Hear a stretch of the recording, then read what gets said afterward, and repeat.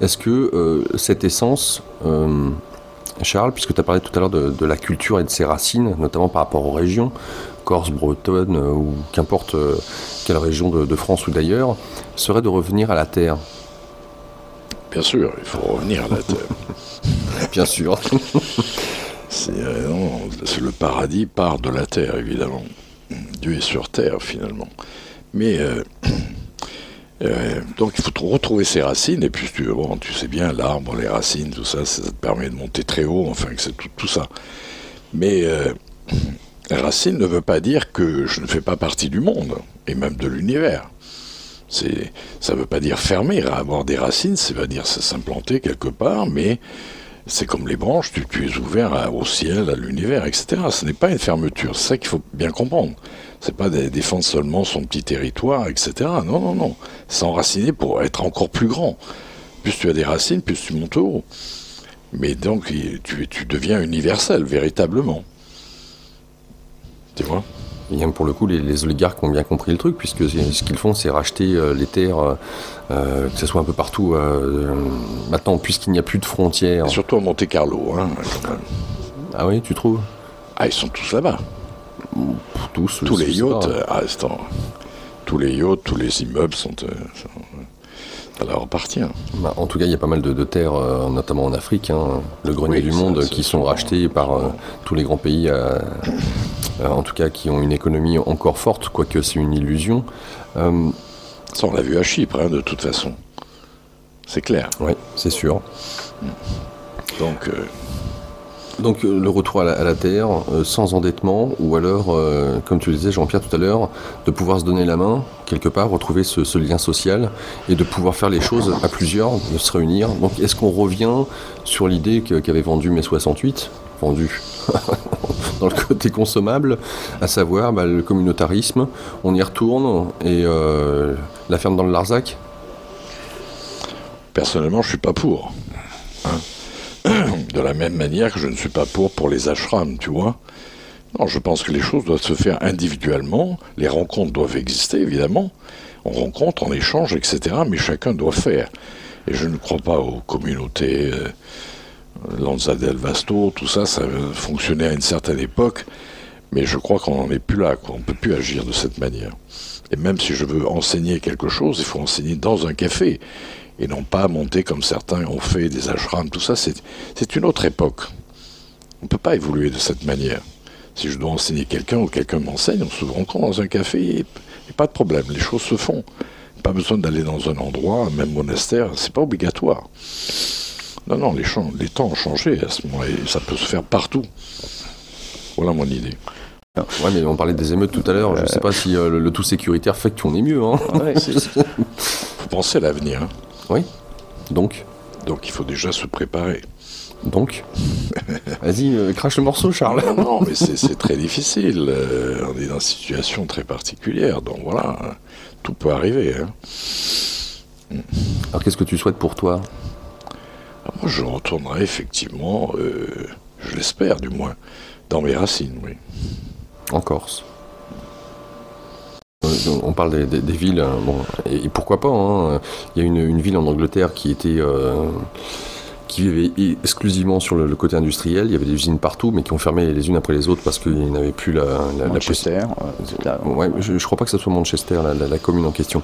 Mais en tout cas, ce qui s'est passé, c'est que les citoyens de cette ville étant démunis, c'était pas la petite ville, hein, c'était une grande, hein, eh bien, se sont décidés à pouvoir, là pour le coup, recréer un tissu social, du lien social, et en même temps de pouvoir réinvestir toutes les parcelles de terre, les terre-pleins, tout ce qui était dans la ville, de façon à planter, et donc de cultiver.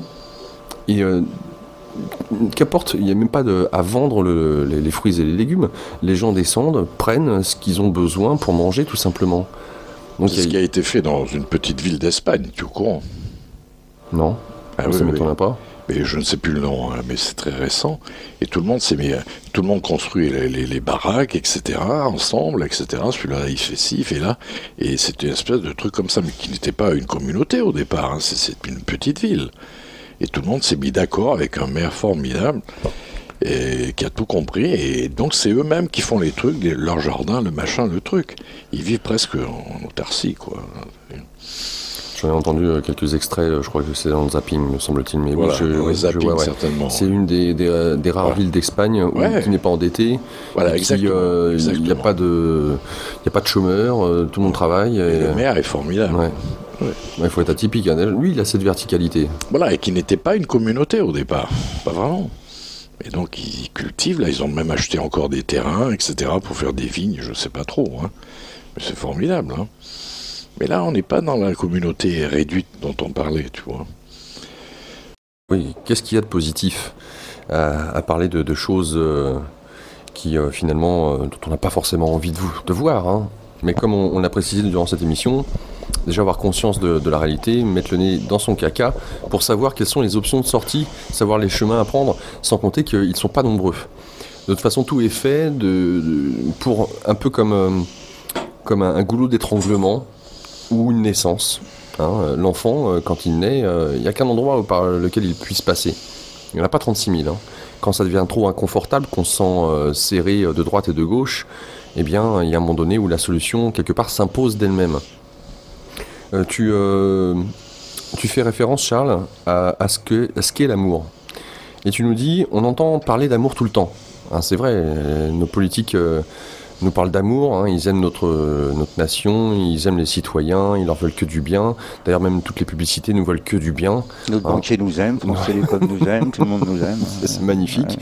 Et pourtant, tu nous dis, Charles, que l'amour, c'est le glaive. Oui. Quand on lit les évangiles et qu'on écoute les mots du Christ, le Christ dit toujours « Je ne suis pas venu apporter la paix, mais le glaive ». Alors les gens me parlent toujours d'amour. Le glaive, ça veut dire quoi? Ça veut dire on coupe les têtes. Hein, il faut réfléchir, donc vous réfléchissez pas, donc on coupe les têtes. Et comme le disait le moine zen, dès que j'entends le mot amour, je prends mon bâton et je frappe. Voilà. Et moi, je suis plutôt dans ce sens-là. Tous les chanteurs parlent « je vous aime, je vous aime ». Bien sûr, si la salle est vide, évidemment, ils disent plus « je vous aime ». Hein. Ils sont pas contents. Donc il n'y a plus de pognon qui rentre, etc. Mais tant que le pognon rentre, je vous aime. Donc Charles, la révolution intérieure. C'est la seule. Est-ce que cette révolution intérieure peut s'extérioriser à travers effectivement une révolution, les gens dans la rue et ça bouge, si je puis dire? Je ne crois pas que ce puisse être fait de la même manière. Mais le fait que beaucoup de gens seraient dans cette révolution intérieure, ça se verrait. Il n'y aurait pas besoin d'aller manifester. Pas besoin de descendre dans la rue. La chose se ferait d'elle-même, si tu veux.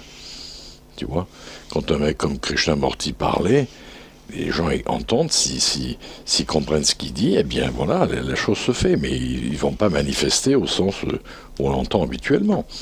Non, c'est pas utile.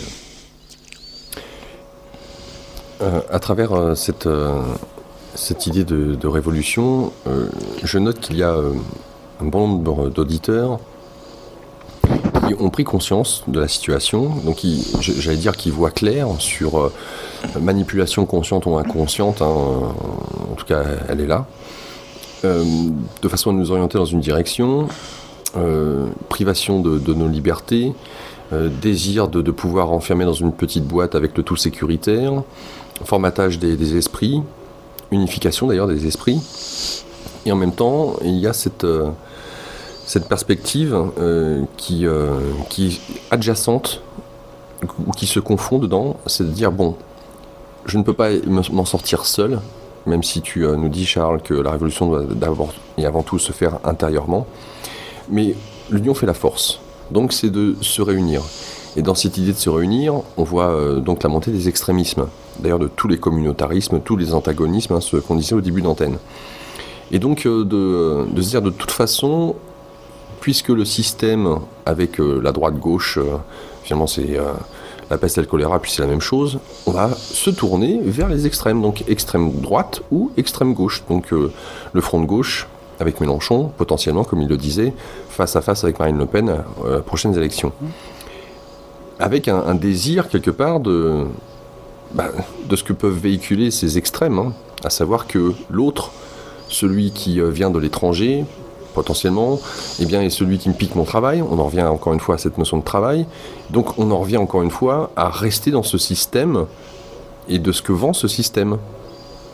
Puisqu'il y a la notion de compétition, hein, l'homme est un loup pour l'homme, et dans cette notion de respect, on respecte celui qui a plus de pouvoir d'argent, plus de richesse d'une manière générale.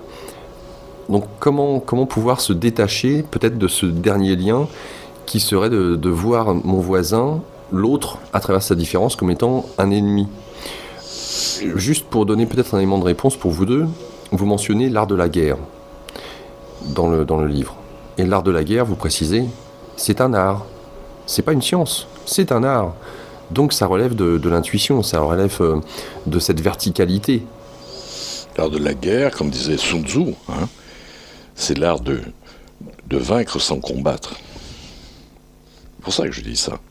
Donc c'est pas ce combat habituel, c'est une autre forme de combat. Et effectivement, il faut devenir un stratège de top niveau. Un stratège, ça veut dire quoi? Ça veut dire d'être lucide de tout ce qui se passe et que tu vois très clair. Et tu sais comment traverser à travers tout ça, tu vois. Mais non, c'est pas du tout pareil.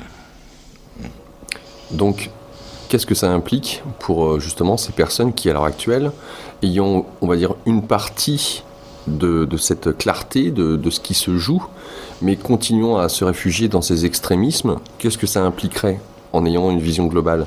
C'est-à-dire ne rejoindre aucun extrême, ne rejoindre aucun parti quel qu'il soit, donc ne rejoindre aucun leader quel qu'il soit, et de pouvoir se détacher de tout ça, donc arrêter de voter potentiellement aussi. L'idée, c'est que, évidemment, dans la verticalité, il y a un sens d'éveil.